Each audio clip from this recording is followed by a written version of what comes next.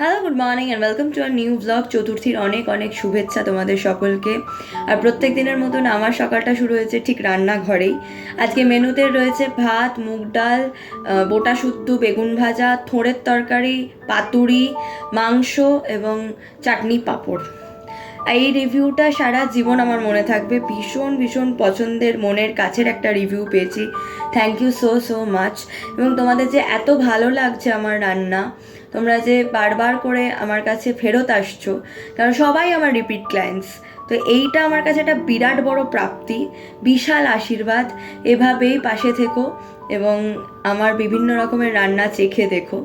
তো ঠাকুর দেখতে যাব না নাকি, তাই বলে মানে প্যান্ডেল হপিং আর ক্লাউড কিচেন দুটোই সমান তালে চলবে, তাই জন্য আজকে বেরিয়ে পড়েছি এবং পৌঁছে গেছি গড়িয়া নবদুর্গায়। তো ভীষণ ভাল লাগে আমার ঠাকুর দেখতে যেতে। তারপরে প্ল্যানস রয়েছে নাকতলা, উদয়ন সংঘ, সুরুচি সংঘ, মুদিয়ালি, শিব মন্দির, সমস্তটা দেখার প্ল্যানস রয়েছে। জানি না কতটা হবে, তবে আজকে ওয়েদারটাও ভালো, এটা একটা বিশাল ব্যাপার। আচ্ছা, এবারে পৌঁছে গেছি মুদিয়ালির সামনে, এবং প্লিজ যদি কেউ মুদিয়ালি যাও ঠাকুর দেখতে, ডেফিনেটলি এই কাকার দোকান থেকে মানে স্টল থেকে ফুচকা খেও।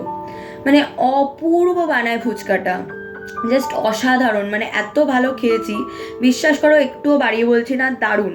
তোমরাও যদি যাও ডেফিনেটলি ট্রাই করো, 20 টাকায় 5টা ফুচকা দিচ্ছে। তো তারপরে পৌঁছে গেছি সুরুচি সংঘ।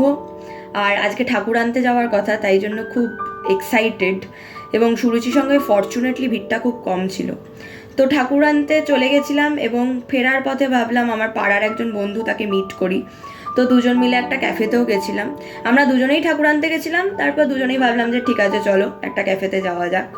তারপর খেয়ে দিয়ে এখন ধরেছি বাড়ি ফেরার পথ। আর এই আলোর চাদরটা, আহা, মনটা ভালো করে দেয়। তো চলো, দেখা হবে নতুন আরেকটা ব্লগে। টিল দেন টাটা, সবাই খুব ভালো থেকো।